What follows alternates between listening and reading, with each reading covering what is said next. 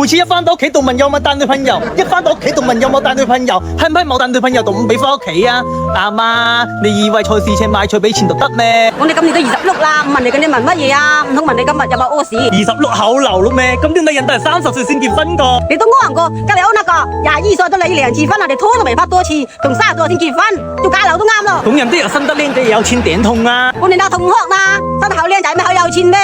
人哋換女朋友又唔好食生菜咁，你生性啲多，俾我喺村入邊威翻次得喎。你咁犀利，你都幫我揾啦，邊有咁容易㗎？人哋又唔係問過，我又咁靚仔，又冇車又冇樓，又唔識得氹。哦，你係女人，你肯跟我麼？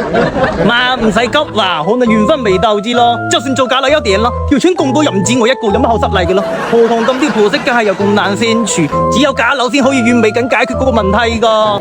換一個角度去諗。為咗你以後冇難做之啊！講下似係有啲道理喎。係啊，老婆冇乜話唔揾，我都盡力去揾。